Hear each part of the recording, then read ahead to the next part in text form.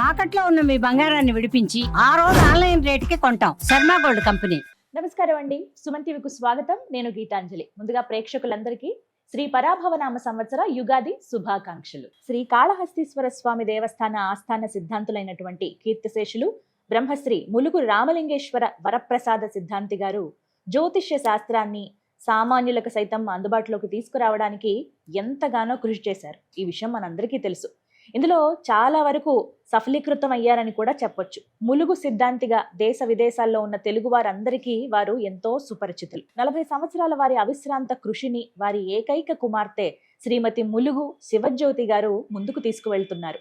అనువంశికంగా వస్తున్నటువంటి జ్యోతిష్య విద్యను తన తండ్రి గురువులు అయినటువంటి శ్రీ ములుగు సిద్ధాంతి గారి నుండి అందిపుచ్చుకుని వారు ప్రారంభించిన కార్యక్రమాలన్నింటినీ నిర్విఘ్నంగా ఈవిడ కొనసాగిస్తూ వస్తున్నారు. యథావిధిగా ములుగు వారి శుభతిథుల పంచాంగాలు కావచ్చు, క్యాలెండర్లు కానీ, రాశి ఫలాలు రచించి అవన్నీ విడుదల చేస్తున్నారు.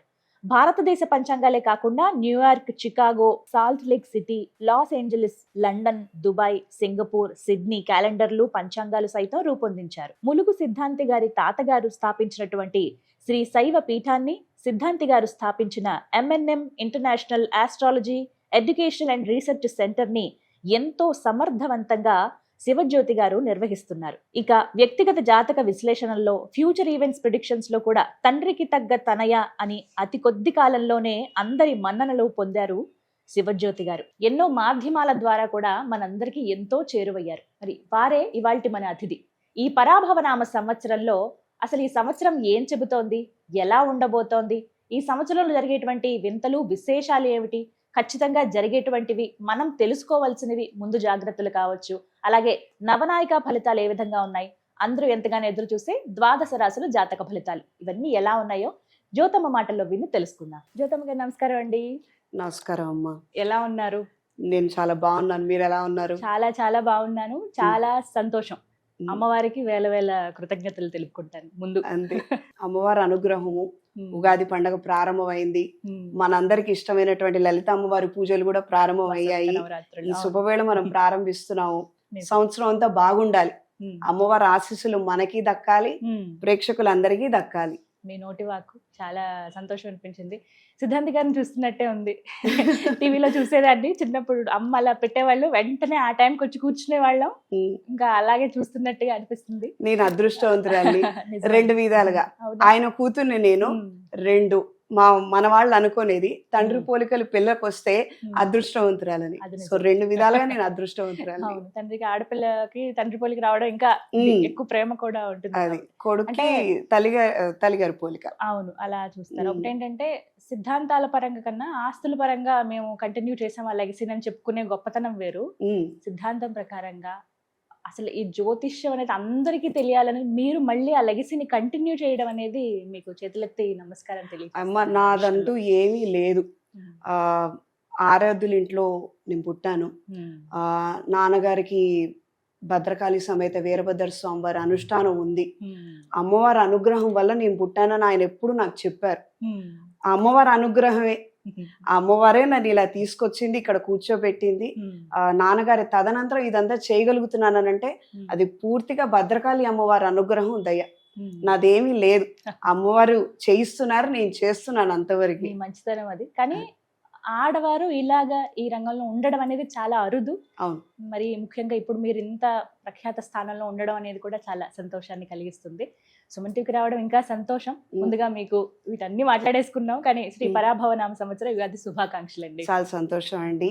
మీకు సుమన్ టీవీ ప్రేక్షకులందరికీ కూడాను శ్రీ పరాభవనామ సంవత్సరం ఉగాది శుభాకాంక్షలు.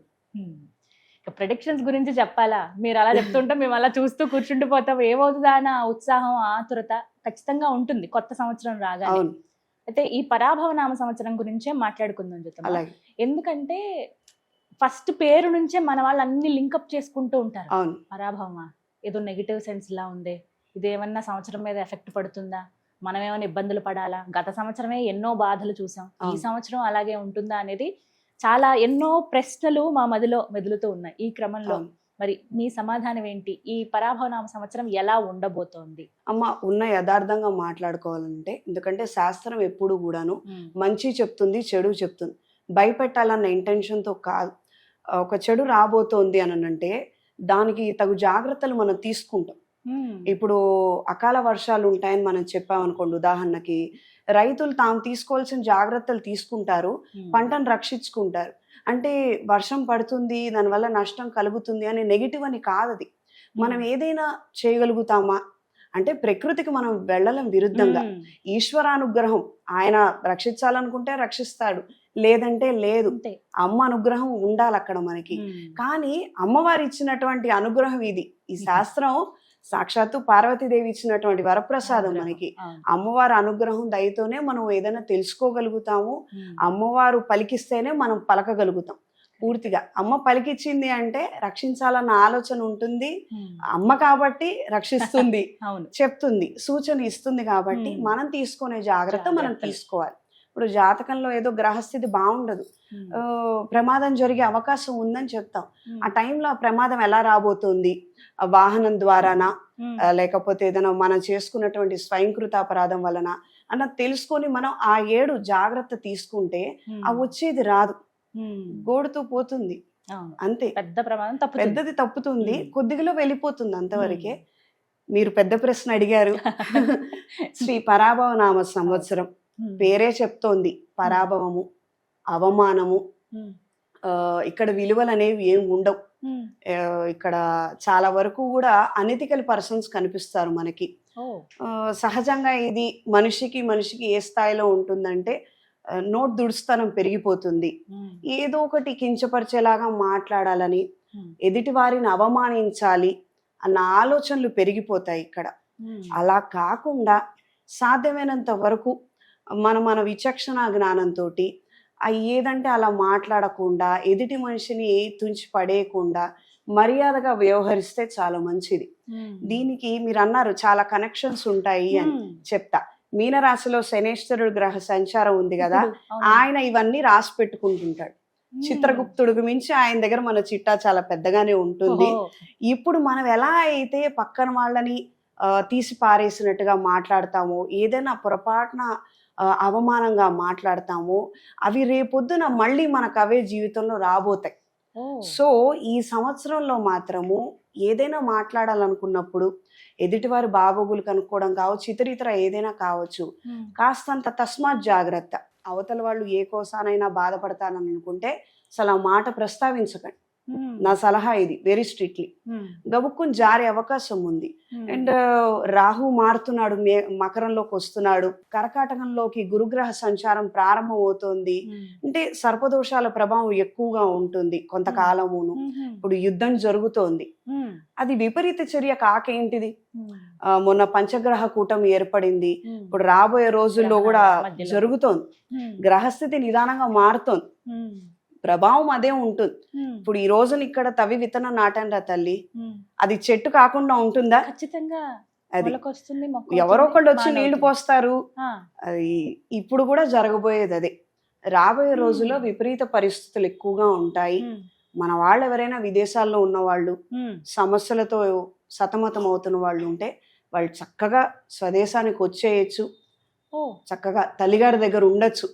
వచ్చింది ఏం లే, మాతృభూమి ఇది, మన ఇష్టం. మనకి బాగుంది, వెకేషన్ కి వెళ్ళాము, అక్కడ పరిస్థితి బాగాలేదు, సర్దుకొని ఇంటికి రావడంలో తప్పే ఉందమ్మా. ఇక్కడ ఒక సందేహం, ఇప్పుడు మనకి మిగతా దేశాలకి కూడా నవనాయకుల్లో మార్పు ఉంటుందా? ఉంటుంది. అంటే మీరు ఒకనొక సందర్భంలో చెప్పడం నేను విన్నాను, ఇలా అక్కడ కూడా మార్పు ఉంటుంది, అక్కడ ఉన్న వాళ్ళ జాతక పరిస్థితులు వేరే ఉంటే గ్రహస్థితి వేరేగా ఉంటుంది అని చెప్పి.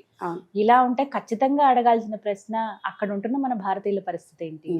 ఒక విషయం ఏంటంటేనమ్మా, మన నవనాయకుల్లో రాజు గురువు, మంత్రి కుజుడు. ఓకే, మన దేశ పరువు ప్రతిష్టల గురించి వస్తే ఇక మాటేం లేదు, పోరాటం జరుగుతుంది. వ్యూహాలు కూడా చాలా బాగా రచించగలుగుతారు. మోస్ట్లీ ఫస్ట్ విషయం ఏంటంటే క్రితం జరిగినటువంటి ఫెయిల్యూర్స్ ఉండవు.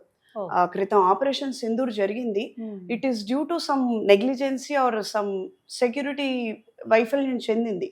బట్ అలా మాత్రం ఉత్తరుత్తర ఉండదు, పటిష్టంగా ఉంటుంది. ఆలోచన ఉన్నవాడిని కూడా వీళ్ళు పట్టుకు రాగలుగుతారు, అసలు ఇబ్బంది ఏం లేదు. అండ్ అదే విధంగా అమెరికా గ్రహస్థితి చూసుకుంటే, అమెరికా యొక్క నవనాయకుల్ని మనం తీసుకున్నట్లయితే రాజు గురువు, మంత్రి చంద్రుడు. అంతర్గత కలహాలు ఎక్కువగా ఉంటాయి వాళ్ళకి, ఎవరికి వాళ్ళే నేనే తర్వాత అయితే అన్నటువంటి ఆలోచనతో ఉంటారు. పై వాళ్ళని కిందకి లాగడము, బాగా పొలిటికల్ గా డిస్టర్బెన్సెస్ అనేవి అక్కడ కనిపిస్తాయి. అండ్ అన్రెస్ట్ కూడా ఎక్కువగా ఉంటుంది. వాళ్ళు తీసుకునేటువంటి నిర్ణయాల వలన ప్రమాదాలు కావచ్చు ఇతరులకి, లేదా దేశంలోనే ప్రకృతి బీభత్సాలు కూడా మరింతగా పెరిగే అవకాశం ఉంది. అక్కడ మన వాళ్ళు ఉన్నారు. అక్కడ దేశ పరిస్థితి రీత్యా అంటే ఆ ఖండం ఆ మేరకు అక్కడ ఉన్నటువంటి పరిస్థితులు అవి చిన్నగా తెలియజేశాను. కానీ ఒకటే సందేహం, అక్కడ ఉండొచ్చా లేకపోతే తిరిగి మీరు ఇందాక అన్నారు పుట్టింటికే రండి అన్నట్టుగా, ఇది మేము ప్రధానంగా తీసుకోవచ్చా ఈ మాటని అమెరికాలో ఉన్న తెలుగు వాళ్ళు? నేను ఒక మాట తెలుగు వాళ్ళు భారతీయులు ఒక మాట ఈ యొక్క ఉగాది పేరుకి కలిపి చెప్తాను నేను మీకు. ఉదాహరణకి ఇప్పుడు మన వాళ్ళు అక్కడ నుంచి ఇక్కడికి వస్తే ఏమవుతుంది? పరాభవం చెందుతారు. అదే కదా. ఓ ఉదాహరణకు 2 కుటుంబాలు ఉన్నాయి. వీళ్ళ అబ్బాయి ఇక్కడే చదువుకున్నాడు, ఉద్యోగం చేస్తున్నారు. అవతల వాడు అదృష్టం బాగుంది, విదేశాలు వెళ్ళాడు, కొంతకాలం ఉన్నాడు, అక్కడ పరిస్థితులు బాగాలేదు, సరే వచ్చాడు. ఇప్పుడు ఈ పక్కింటి వాళ్ళు ఏం చేస్తారు? పరాభవించడానికే కదా ప్రయత్నం చేసేది. వీటికి లొంగదు. ఈ యొక్క సంవత్సరం పేరు ఏం చెప్తుంది అనంటే పరాభవం చెందే అవకాశం ఉంది. నువ్వు అవమానాల పాలు అవుతావు. అవమానించబడతానని చెప్పనని నువ్వు సొంత ఇంటికి రాకుండా ఆలోచిస్తే నీకున్నటువంటి దౌర్భాగ్యం దుస్థితి ఇంకెవరికి లేనట్లేగా. అంటే కష్టం వచ్చిందిరా తల్లి నాకు, మా అమ్మ దగ్గరికి కదా నేను మొదట వెళ్ళాలి. మా అమ్మ దగ్గరికి వెళితే పక్కింటి ఆంటీ గారు ఏదో అని అంటానంటే ఇక్కడ పరాభవం మీద నువ్వు దృష్టి పెట్టకు. నీ మీద నువ్వు దృష్టి పెట్టుకో. నీ వ్యక్తిగత అభివృద్ధి, నీ వ్యక్తిగత ధ్యేయం ఏంటి? సరే ఏదో అనుకున్నావు, ఏదో సాధిద్దాం అనుకున్నావు, సాధించలేకపోయావు, ఏం పర్వాలా. ఒకానొక సందర్భంలో మహాభారత యుద్ధంలో అర్జునుడికి శ్రీకృష్ణుడు చెప్పిన మాట ఇది. కర్ణుడు ఉన్నాడు అక్కడ, వెళ్ళిపోదాం మనం అన్నాడు అర్జునుడు. కాదు పార్దు, కాసేపు ఆగు, వెయిట్ చెయ్యి, నీ టైం ఇది కాదు. తీసుకెళ్ళాడు, మళ్ళీ తీసుకొచ్చాడు. ఆయన కృష్ణుడే తీసుకొచ్చాడు. నువ్వు ఇప్పుడు వెయ్యి, బాణం సంధించు, ఇప్పుడు జరుగుతుంది చూడు నువ్వు అనుకున్న కార్యం అని. అంటే దేవుడు మనకి సందేశం ఇస్తున్నారు. దేవుడు మనకి రాసున్నటువంటి చరిత్ర ఇది. మనం వెనకాలకి వెళితే అదే ఉంటుంది. ఎందుకంటే ఇది 40వ సంవత్సరం. మనకు 60 సంవత్సరాలు ఉంటాయి. ఉగాదికి 60 పేర్లు ఉంటాయి. అందులో ఇది 40వ. అంటే 40 సంవత్సరాలకు వెళితే ఇలాంటి ఇన్సిడెంట్స్ జరిగాయి. సో దేవుడు మనకి ఇచ్చినటువంటి అదృష్టము, ఆయన మనకిస్తున్నటువంటి హెచ్చరికలు అవి గమనించుకొని వాటికి అనుకూలంగా మనం మారాలి, కొద్దిగా మారాలి. అక్కడ ఇబ్బంది ఉందనుకుంటేనమ్మా నిస్సందేహంగా రండి. మళ్ళీ ఇబ్బంది ఏం లేదు, ఏదో ఇది కొంతకాలమే, మళ్ళీ మార్పు వస్తుంది, కొత్త నీరు వస్తుంది, కొత్త చిగురు వస్తుంది. మనం ఎక్కడున్నాం? అమ్మవారి ఆశీస్సులు తీసుకుంటున్నాం. ఉగాది ప్రారంభం అయింది అంటే కొత్తదనం వస్తుంది కదా. అలానే మళ్ళీ మన జీవితంలో కూడా కొత్త మార్పు వస్తుంది. మార్పును యాక్సెప్ట్ చెయ్యాలి. ఇప్పుడు ఒకవేళ పరిస్థితి బాలేక వచ్చినా కూడాను ఇబ్బంది ఏం లేదు, మళ్ళీ మనం భవిష్యత్తులో వెళ్ళొచ్చు, దానికి వచ్చిన ఇబ్బంది లేదు. కానీ ఎక్కువ ఇబ్బంది పడద్దు. నా పర్సనల్ ఒపీనియన్. మనం కష్టపడతాం, జాతకంలో ప్లస్ ఉంటుంది, మైనస్ ఉంటుంది. ఆ ప్రారంధ కర్మ నువ్వు తీసివేయలేవు. కానీ తెలిసి నువ్వు చెరసాలలో కూర్చోవటం అది వేరు. నీ చేతిలో ఉంది కదా, నువ్వు నిర్ణయం చేయగలుగుతావు కదా. అందుకనే కదా అమ్మవారిని కాళ్ళు పట్టుకోమని అడుగుతుంది. మనం అమ్మవారి కాళ్ళు పట్టుకొని అర్థిస్తే, ఆవిడ ఆశీర్వదిస్తే మనం ఎక్కడున్నా కూడా పై స్థాయికి ఎదుగుతాం. అది ఇక్కడ కావచ్చు, ఎక్కడైనా కావచ్చు. అంతే. జ్యోతమ్మ ప్రెడిక్షన్స్ మాకు తెలుసు ఎలా ఉంటాయి ఏంటి అని. మేము గతంలో కూడా చూసున్నాం. ఇప్పుడు జరుగుతున్న యుద్ధం గురించి కూడా మీరు ప్రస్తావించారు. అంటే ఈ యుద్ధ వాతావరణాలు ఇవన్నీ కూడా ఈ పరాభవనామ సంవత్సరంలో కూడా చూస్తామా? ఇదేమన్నా ఇక్కడతో ఆగిపోయే అవకాశం ఉందా? ఇక్కడతో ఆగే ప్రసక్తి అయితే లేదమ్మా. మార్పు వస్తుంది, మార్పు అనివార్యము. నేను రాసినటువంటి ప్రిడిక్షన్స్ రీత్యా అంటే చెప్పుకోవడం నాకు ఇష్టం లేదు. కానీ కొంతమందికి వాళ్ళు ఎలా వెళ్ళాలి, భవిష్యత్ ఎలా ఉంటుంది. ఇప్పుడు వ్యవసాయదారులు ఉన్నారు, ఇప్పుడు యుద్ధం జరుగుతోంది, షిప్పులు నడవటం లేదు కదా. మామిడి పండ్లు ఎలా ఎగుమతి చేస్తారు? ఏంటిది పరిస్థితి? రామచంద్రుడు రక్షించాలి కదా. ఇప్పుడు మనకు ఉగాది అంటేనే మామిడి పండు. అక్కడ మన వాళ్ళు ఎలా నిరీక్షిస్తుంటారు? అమెరికానే కాదు, ఆస్ట్రేలియా కావచ్చు, న్యూజిలాండ్ కావచ్చు, దేశ విదేశాలకి మన దగ్గర నుంచి ఎంత పంట వెళుతుంది? ధాన్యం దిగుమతులు కావచ్చు, పండ్లు కావచ్చు, ఎన్నో వెళతాయి. సుగంధ ద్రవ్యాలు కూడా మనం ఎక్స్పోర్ట్ చేస్తాం. అవన్నీ ఆగిపోయి ఉన్నాయి. వాళ్ళందరి కోసమే గత సంవత్సరం చెప్పిన మాట 2 మాసాలు ఆగుతాయి. 2 మాసాలు మాత్రం ఎక్స్పోర్ట్స్ ఇంపోర్ట్స్ రీత్యా ఇబ్బంది వస్తుంది, కానీ మార్గం కనిపిస్తుంది. మార్గం అయితే ఇంకొకటి ఉంది. ఆ ఆల్టర్నేటివ్ ఏంటన్నది మనం వెతుక్కోవాలి. ఆ దిశలో మన ప్రయత్నం, ఆలోచన ఉండాలి. కొంచెం తెగువ కనపరచాలి. కొద్దిగా నష్టం ఉంది లేదని నేను చెప్పను. ఒక మార్పు వచ్చినప్పుడు నష్టం ఉంటుందమ్మా. మార్పు అనేదే కష్టంతో కూడుకున్నది. అంతే. కాబట్టి మార్పు ఉంది. బట్ అది నిమిత్తం కూడా మంచి జరిగే అవకాశం ఉంది. మన వాళ్ళకి బాగుంటుంది, ఇబ్బంది ఏం లేదు. కొంచెం మార్చాలి. గత సంవత్సరం వచ్చేసరికి యుద్ధం అనివార్యం అవుతుందని రాశారు. ఎక్కువ మంది టెర్రరిస్టులు చనిపోతారని రాశారు. ఎందుకంటే గ్రహస్థితి ఆ విధంగా ఉంది. అంటే మనం ఇందాకన్నా మార్పు అని, మార్పులో మంచి చెడు రెండు ఉంటుంది. అంటే సాధారణ జనులు నష్టపోవడము, కష్టపడటము, ప్రాణాలు కోల్పోవడము, అలానే చెడ్డవారు కూడా కష్టపడటము, నష్టపోవడము, ప్రాణాలు కోల్పోవడము. మార్పు ఎప్పుడూ కూడాను ప్రత్యేకంగా ప్రకృతి ఇచ్చే మార్పు ఎలా ఉంటుందంటే ఏమీ లేదు, నువ్వు నేను అన్నది ఏం లేదు అక్కడ. అందరికీ సమానంగానే ఉంటుంది. కాబట్టి ఆ విధమైనటువంటి పరిస్థితి ఏర్పడింది. మరి ఈ సంవత్సరం చాలా బాగుంటుంది వీరికి అన్న రంగం ఏదైనా ఉందమ్మా? వీరికి బాగుంటుంది అని అంటే గనక మార్కెటింగ్ వాళ్ళకు మాత్రం అద్భుతంగా ఉంటుందమ్మా. అవుట్ ఆఫ్ ద బాక్స్ ఆలోచించే వాళ్ళకి చాలా చాలా అంటే చాలా బాగుంటుంది. ఎందుకంటే గ్రహస్థితి చాలా మంచి ఫలితాలను ఇస్తుంది. బట్ ఓవర్ ద బోర్డ్ వెళ్ళద్దు. ఎక్కడన్నా కూడా ఏంటంటే అవుట్ ఆఫ్ ద బాక్స్ ఆలోచించండి. నేను అన్నట్టుగా అవతల వాళ్ళని కించపరచడము, అవతల వాళ్ళకి ఇబ్బంది కలగనంత సేపు మనం ఎంతైనా ప్రయత్నం చేయొచ్చు. ఎందుకంటే రాహు మకర రాశిలోకి వస్తున్నాడు. అది ఆయన పుట్టిండు లాంటిది, శనేశ్వరుడి ఇల్లు. ఆయన చెప్పినట్టుగా ఈయన నడుచుకుంటారు. కాబట్టి శనేశ్వరుడు మకర రాశిలో ఉన్నటువంటి ప్రభావం ఏదైతే ఉంటుందో అది చక్కగా ఇక్కడ రాహు ఇస్తాడు. కష్టపడే వాళ్ళకు మాత్రం చాలా బాగుంటుంది. ప్రత్యేకించి క్రియేటివిటీ ఫీల్డ్ లో ఉన్న వాళ్ళకు కూడా అద్భుతంగా ఉంటుంది. They can do miracles. దీని వలన వైద్య పరిశోధనలు చాలా బాగుంటాయి. ఎందుకంటే ముందుకు జరిగిన తర్వాత గురువు చూస్తాడు కాబట్టి మెడిసిన్ విభాగాలు అద్భుతంగా ఉంటాయి. సాధారణమైనటువంటి వాళ్ళకు కూడా మెడిసిన్ లభిస్తుంది. పెద్ద పెద్ద ఎక్స్పెండిచర్ తో కూడుకున్నటువంటి వైద్యాలు ఉంటాయి కదా, అవన్నీ కూడా సాధారణమైనటువంటి వాళ్ళకి అందుబాటులోకి వస్తాయి. అండ్ డ్రాస్టిక్ ప్రోగ్రెషన్ ఉంటుంది. అండ్ వాయు కాలుష్యం ఎక్కువ ఉంటుంది. ఎందుకంటే ఈయన వచ్చాడు, భూమి కలుషితం చెందుతుంది. ఎందుకంటే మకర రాశి భూతత్వ రాశి. ఇప్పటి వరకు ఆయన వాయుతత్వంలో ఉన్నాడు కాబట్టి ఇప్పుడు మనం చూసాం విధ్వంసాలన్నీ కూడా గాలిలో జరిగాయి. ఇప్పటి నుంచి అది ఏమవుతుందంటే సముద్రం మీద అండ్ భూమి చీలికలకు కారణమయ్యే విధంగా వాయు కాలుష్యం విపరీతంగా పెరుగుతుంది. కొన్ని సందర్భాలలో మనం లిటరల్ గా భూమి చీలటం చూస్తాం. అంత ఉష్ణం పెరుగుతుంది, భూకంపం. అది విస్ఫోటనాలు ఎక్కువగా ఉంటాయి. విస్ఫోటనం చెందే అవకాశం ఎక్కువగా ఉంటుందంటే బాంబులు కావచ్చు, ఏదైనా కావచ్చు, మనం చేసేవి కావచ్చు. అండ్ అలానే వాల్కనిక్ ఎరప్షన్స్ కూడా జరుగుతాయి. సముద్రంలో కూడా మార్పులు వస్తాయమ్మా. మంచి విలువైనటువంటివి రతనాలు అవన్నీ కూడా మనకి లభ్యం అవుతాయి. ప్రత్యేకించి మన ఇండియన్ ఓషన్ లో కూడా మంచి మార్పులు జరుగుతాయి. వచ్చి కొంచెం సముద్ర తీరంలో ఉన్న వాళ్ళకి ఇబ్బందులు ఉంటాయి. బట్ ఫినాన్షియల్ గా అంటే ఒక ఆర్థిక వ్యవస్థలో, ఇంత పెద్ద ఆర్థిక వ్యవస్థ మన భారతదేశం, ఇందులో మంచి జరగాలి కదా.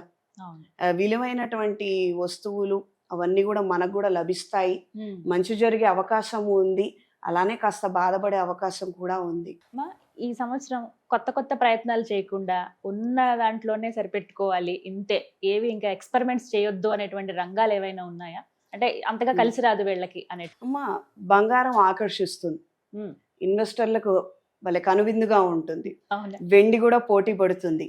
రాగి ఇత్తడి కూడా రేటు పెరగబోతుంది. బంగారం 2 లక్షలు అవుతుందా అంటే మనం అది అంటే మనస్ఫూర్తిగా ఆ మాట మనం చెప్పలేం కదండి. ఇంట్లో కార్యక్రమాలు ఉంటాయి. అంటే అవ్వాలన్న అయ్యేటట్టుగా ఉంది.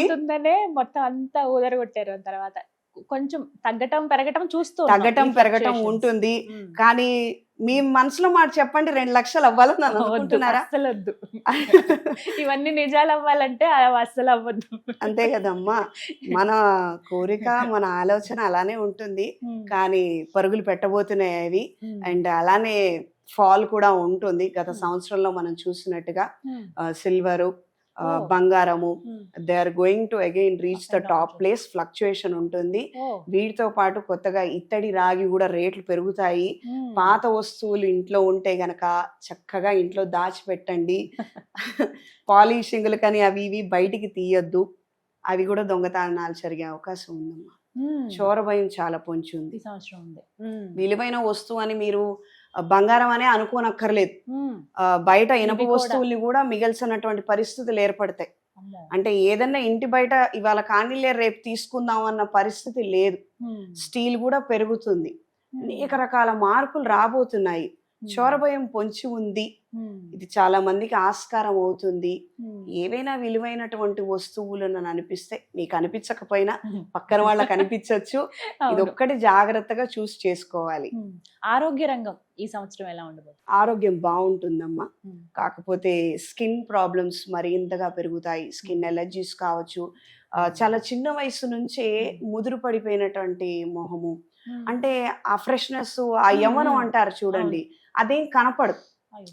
ఏంటో వృద్ధాప్యం మీద పడిన వాళ్ళు అంటే కొద్దిగా బాధగా అనిపించవచ్చు. Hmm. వాళ్ళు జాగ్రత్త తీసుకున్నా కూడాను చాలా మంది అలా చేయి దాటి కనిపిస్తుంది. వెళ్ళిపోతుంది పరిస్థితి. Hmm. వాయు కాలుష్యం విపరీతంగా పెరుగుతుంది. Hmm. దీని వలన లంగ్స్ ఇన్ఫెక్షన్స్ పెరుగుతాయి. Hmm. కొత్త వైరస్లు రావడానికి ఆస్కారం ఉంది. Hmm. మార్పులు వస్తాయమ్మా. Hmm. జాగ్రత్తలు అవసరం.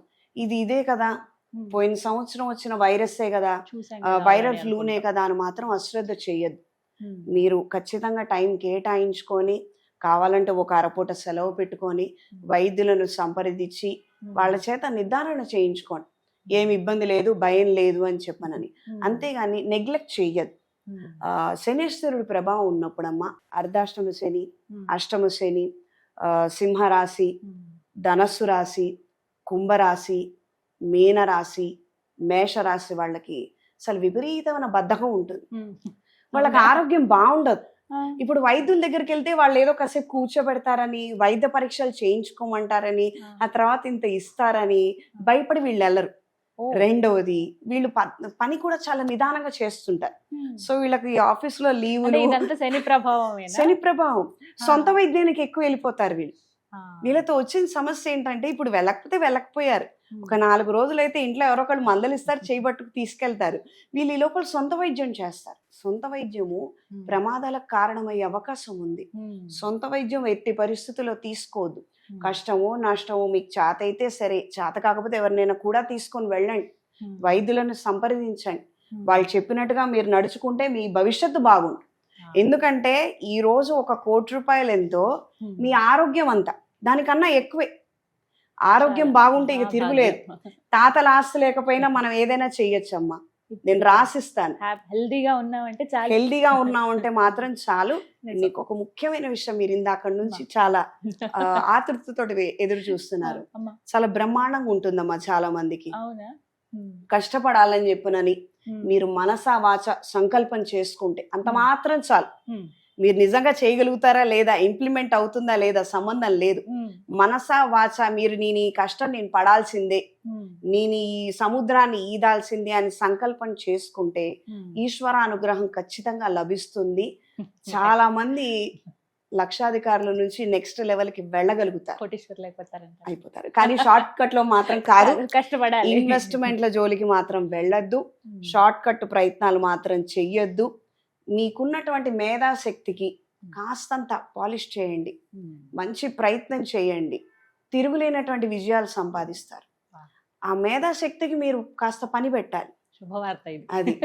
కానీ విద్వత్తున్న వాళ్ళకి మాత్రం రాజయోగం అమ్మ. Hmm. శ్రీ పరాభవనామ సంవత్సరంలో Hmm. మీరు ఏమన్నా అనుకోండి, క్రితం అవమానం పాలయ్యాం, మేము చాలా కష్టపడ్డాము, Hmm. ఎన్నో విన్నాం, మా దారిలో ఎన్నో రాళ్ళు మా మీద పడ్డాయి అనుకున్న వాళ్ళకు మాత్రం తిరుగులేనట్టుగా ఉంటుంది. ఇది Hmm. ఖచ్చితంగా మంచి ఫలితాలు కనిపిస్తాయి. Hmm. వాళ్ళు మంచి పొజిషన్ లో కూర్చుంటారు. Hmm. వాళ్ళకు మాత్రం తిరుగులేదు. Hmm. బట్ జాగ్రత్త, షార్ట్ కట్ లో వెళ్ళే వాళ్ళకి ఆచితూచి మాత్రం కాదు ఇది. Hmm. కష్టపడి ఒక్కొక్క మెట్టు ఎక్కాలనుకున్న వాళ్ళకి, ఎక్కిన వాళ్ళకి మాత్రం రాసి పెట్టుకోండి. చాలా చక్కగా వివరించారమ్మా. ధన్యవాదాలు. చాలా థ్యాంక్స్ అండి. నమస్కారం.